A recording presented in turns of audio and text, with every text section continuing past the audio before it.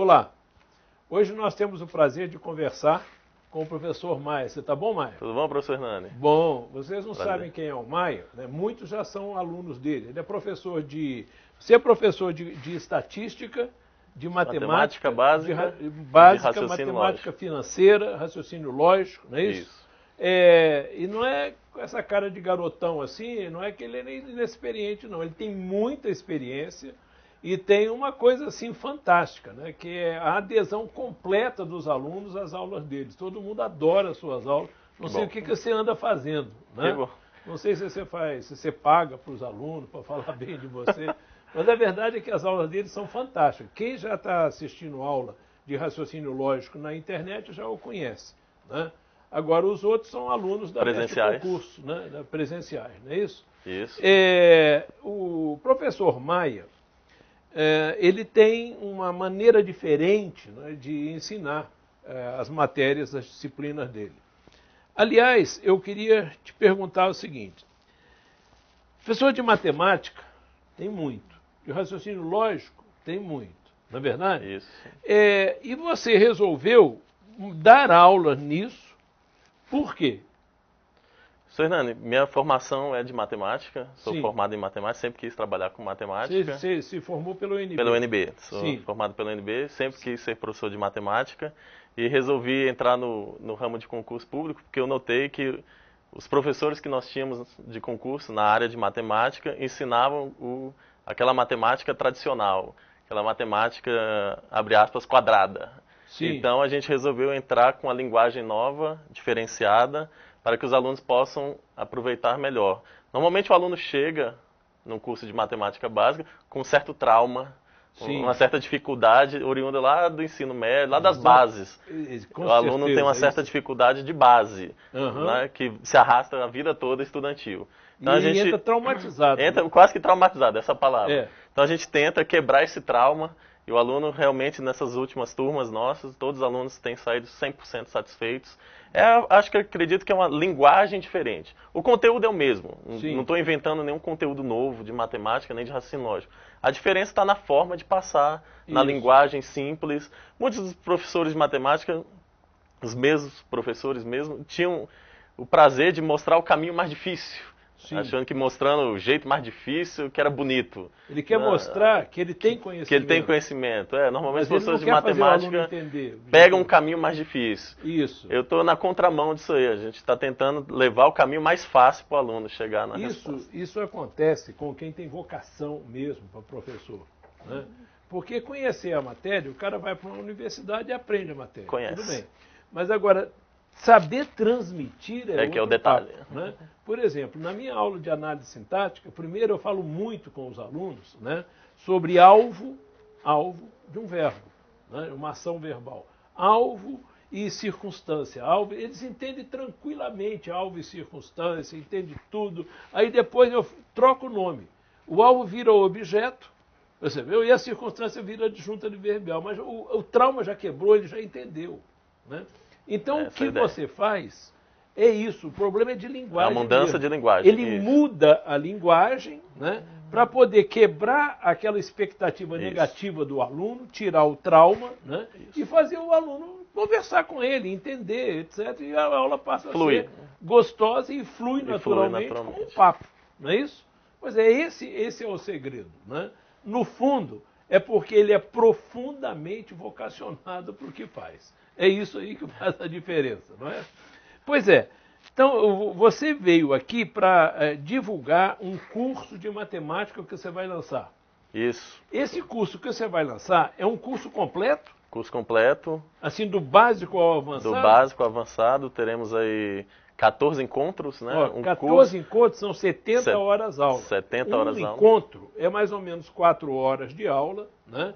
E isso corresponde a 5 horas de aula de 45 minutos.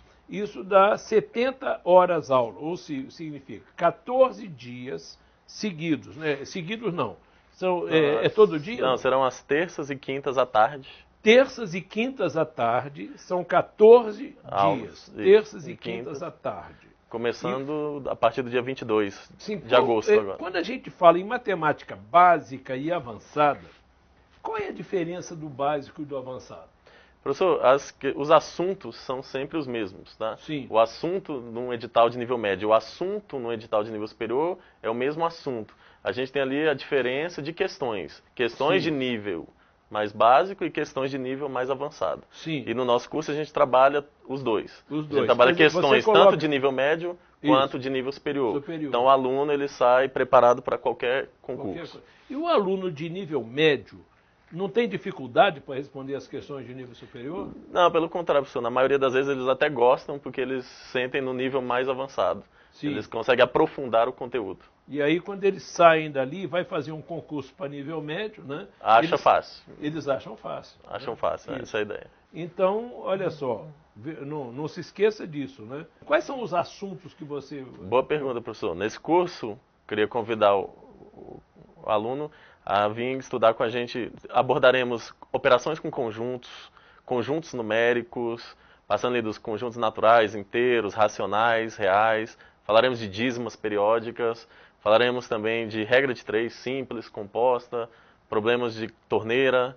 Também abordaremos razão, proporção, divisão proporcional direta, inversa. Sim. Muita coisa, professor. Equação de primeiro grau, equação de segundo grau, inequações, porcentagens, sistemas de medida, sistemas lineares. O programa inteiro. Programa inteiro que normalmente cai em concurso. Legal. Você é professor eu vi que você é professor de estatística, de matemática, de raciocínio lógico e tal, né? Você estava me falando ainda há pouco que em provas de raciocínio lógico chega a cair só matemática. Como é que é isso? Eu não entendi. Gostaria de chamar a atenção para o amigo que nos últimos editais, esse ano, 2013, posso citar o edital da Polícia Federal, de escrivão da Polícia Federal, a Polícia Civil que deve, agente escrivão, prova da ANS, todos eles abordavam no edital ANS é a Agência Nacional de Saúde. Saúde. Gostaria de chamar a atenção que no edital estava o conteúdo de raciocínio lógico. O tópico era raciocínio lógico. Mas se o aluno detalhasse os conteúdos ali dentro, temos dentro do conteúdo de raciocínio lógico tópicos de matemática. Sim. Normalmente eles colocam lá operações com conjuntos, problemas aritméticos, geométricos e matriciais. Sim. Então, mesmo o edital sendo de raciocínio lógico, a gente tem matemática ali dentro do edital de raciocínio lógico. Sim, então não se iluda, né? Na realidade, você está fazendo o curso de matemática, você está também se preparando para raciocínio lógico. Prova de parte do raciocínio lógico. Isso. Pois é, isso é importante, porque eu nunca tinha ouvido falar isso, não. Você agora que está observando, e a tendência agora, de 2013? Não, sempre foi, mas agora está Sempre bem foi. claro nos editais. Eles têm detalhado mesmo os tópicos de matemática dentro dos editais de raciocínio lógico. Sim, certo. Então, esse seu curso, que são 70 horas aula, é à tarde, não é isso? À tarde. E vai ser em Taguatinga ou vai ser na Asa Norte? Especificamente, começando agora no dia 22, será aqui na 906 Norte. 906 Norte, na Veste Concurso. Mas os alunos de Taguatinga não precisam ficar tristes, também teremos um curso lá daqui a pouco também. Beleza, vai haver curso em Taguatinga. Com certeza. Também. Então, veja só, você se quiser informações, você entra no site da Veste Concursos, né?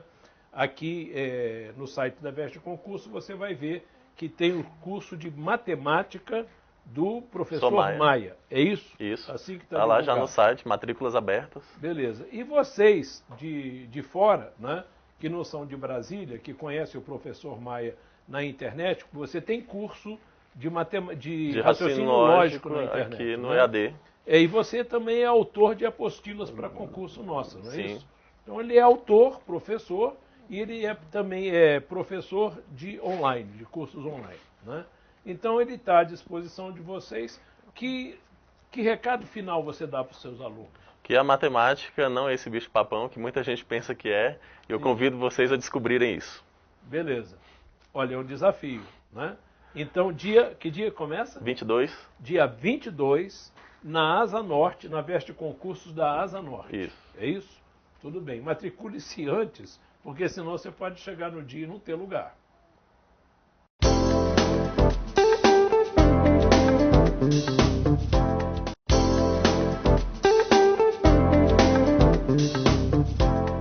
Olá. Agora nós temos o prazer de estar aqui com o professor Renato Santos, não é isso, Renato? Isso. Pois é. Renato, você é daqui de Brasília ou não? Não, sou de Barra do Garças, Mato Grosso. Barra do Garças, Mato Grosso. Eu acho que você veio para cá de disco voador, não veio? Não, não vim com tanta tecnologia, não. Não, né? Foi ônibus mesmo, convencional, Pois sem é. ar-condicionado. Mas estão falando que você é meio ET aí na sala de aula. Parece que os alunos têm uma vidração por você, gostam das suas aulas demais, né? Porque dizem que você... Depois eu quero saber disso. Mas eu estou brincando com ET porque Barra do Garças, né, tem uma cultura, tem até um discoporto lá, não é isso? Fizeram um discoporto, né, com as figuras de disco voador. Tem muita cultura lá de pessoal falar de ET, de disco Bem voador, visitado. etc. Né? Pois bem, é muito interessante o lugar, aquela região ali. Começa a Serra do Roncador, não é? Por ali.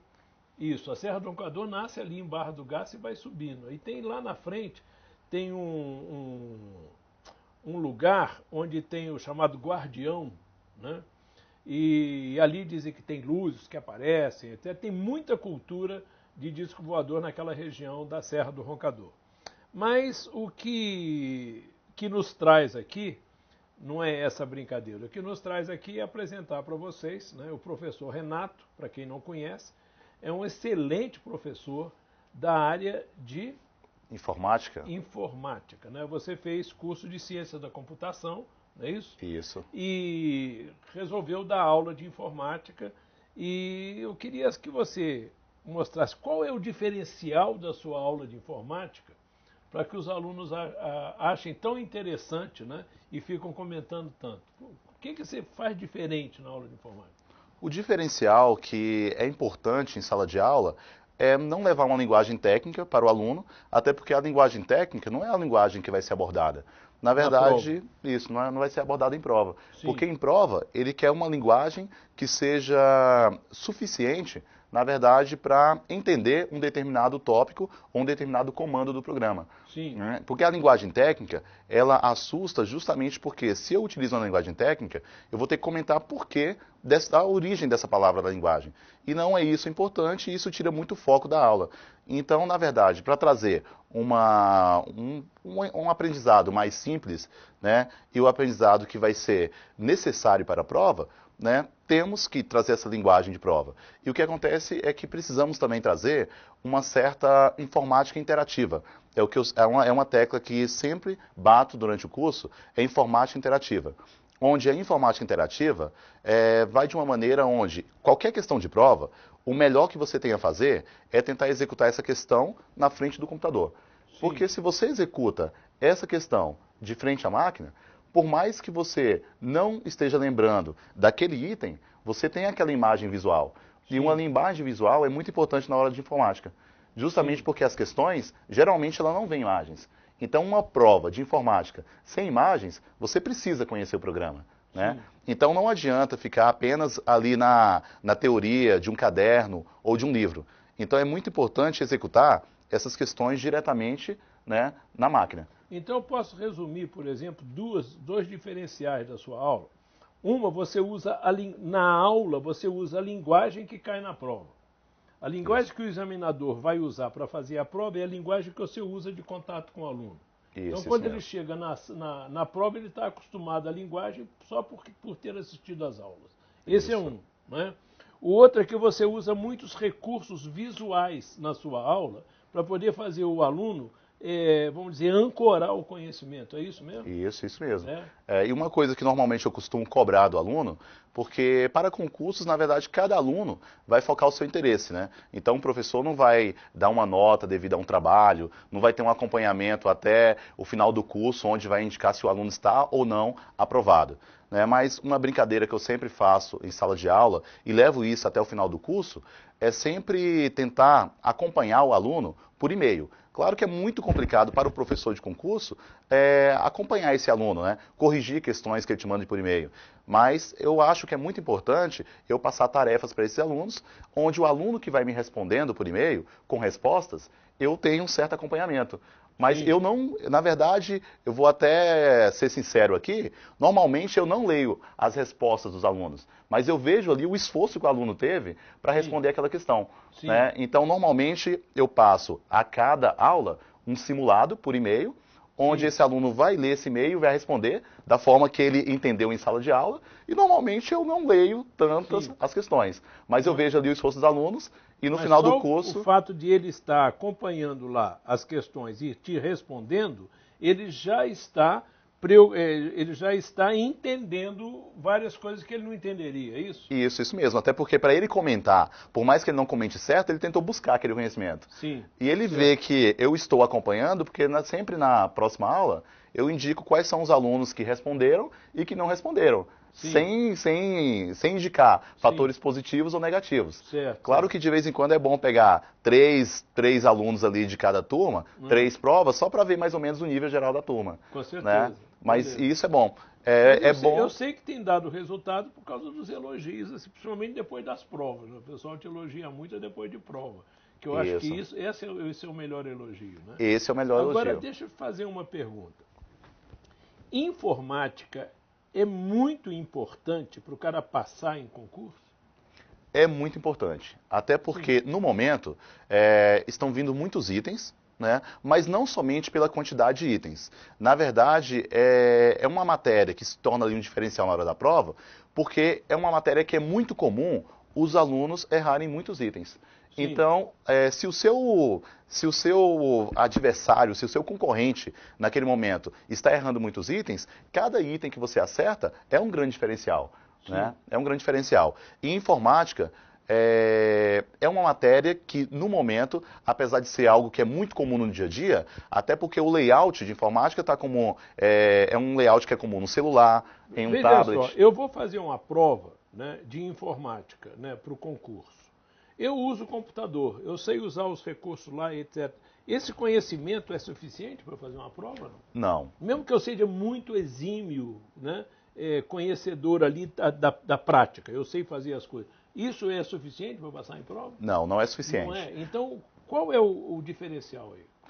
Na verdade, primeiro a Que questão prova do suficiente. quer que a minha prática não fornece? Olha, o que a sua prática não fornece, mesmo que seja uma prática diária que você tenha com o programa, não te fornece o conhecimento suficiente, né, para resolver um item. Justamente porque quando você utiliza o programa, você utiliza o que é necessário para você executar uma certa função, uma certa ação. Sim. Então, se você precisa configurar um documento, você não vai buscar nada, né, a mais que seja da configuração do documento. Sim. Se você vai acessar um site e imprimir o formulário, você não vai executar nenhuma ação a mais do que seja para imprimir. Então o que acontece é que na hora da prova, ele costuma meio que desmiuçar o programa. Então ele cobra ferramentas e ferramentas que geralmente a gente acaba não buscando. Um exemplo, nós utilizamos muito o mouse na frente de um computador. E na hora da prova, ele cobra pouquíssimo uma ação que você executa com o mouse. É mais uma tecla de atalho, é mais a questão buscar por uma barra de menu. Então, no dia a dia, nós estamos procurando ferramentas que sejam mais objetivas, que deixem o nosso caminho mais curto. E na hora da prova, ele costuma pegar os caminhos mais longos. Sim. Então, informática para concursos é uma matéria que é muito fácil para quem responde questões de provas, porque as questões são repetidas. Agora, se você tenta levar a informática do seu dia a dia para a prova, aí é um erro. Aí é um grande erro. Então, tem a diferença entre informática do seu dia a dia e uma informática para concursos. Né? E o nosso curso, então, é informática para concursos. Então, é necessário para acertar as questões. Sim, né? certo. Então, não é algo que você vai levar para a prática e vai melhorar 100% o seu dia a dia. Muitas vezes vai se tornar uma ação mais longa.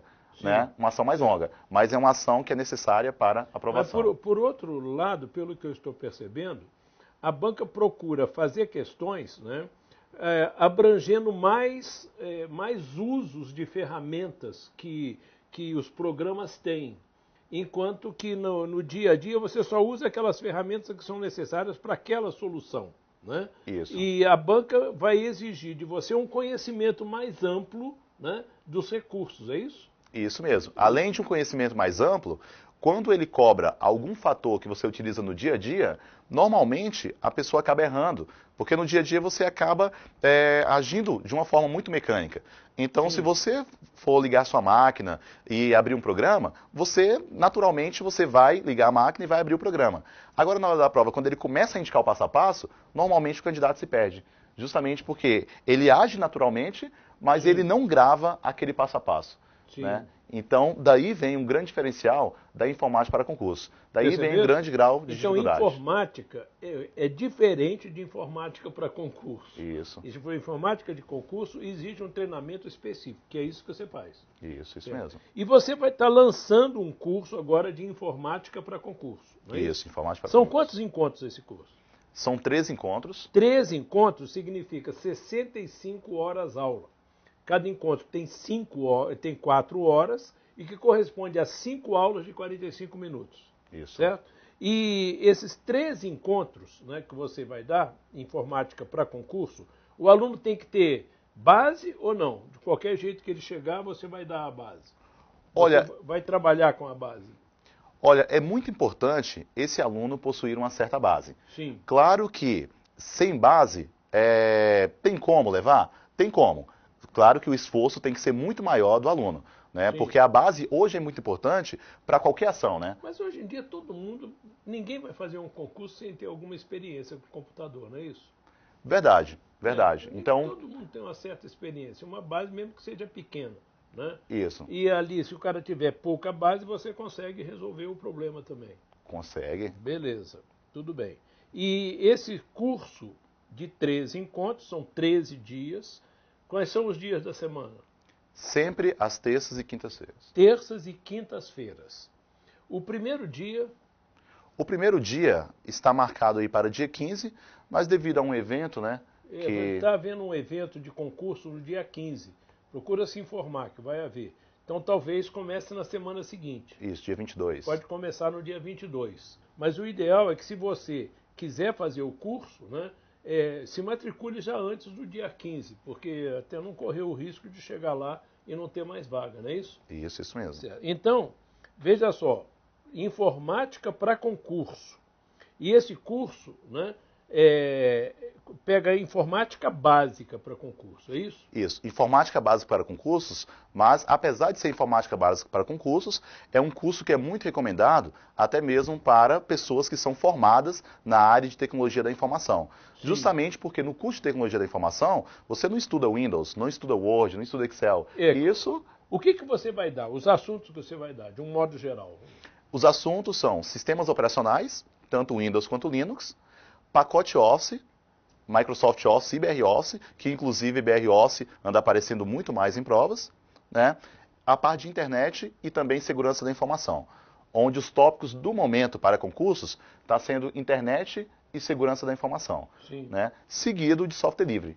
Até porque a tendência do governo é utilizar como software principal o software livre. Sim. Até porque tem um custo muito menor. Que é o Linux? Linux e BR-Office. Isso, certo. Então tem um custo muito menor para ele, até porque se ele adquirir uma máquina e tem que pagar no software de cada máquina R$400, então ali é um custo muito alto. Tá? E software livre sai para ele gratuitamente. Beleza. Então, pessoal, informática para concurso, né, com o professor Renato Santos, começando no dia 15 ou dia 22, mas se matricule antes do dia 15. E vai ser em Taguatinga ou vai ser aqui na Asa Norte? Na unidade de Taguatinga. Unidade de Taguatinga da Veste Concursos. Isso. E já está também no site da Veste Concursos. Isso, no site da Veste Site Concursos. da Veste Concurso, informática para concurso professor Renato, não é isso? Isso mesmo. Então, muito obrigado. Obrigado. Tchau. Em todo concurso, um dos assuntos de língua portuguesa se chama ortografia. E dentro da ortografia você tem a acentuação gráfica. Para você aprender acentuação gráfica, você tem que saber fonologia. Você tem que saber o que é vogal, semivogal, ditongo, tritongo e hiato. Então, para isso, nós vamos começar com algumas aulinhas.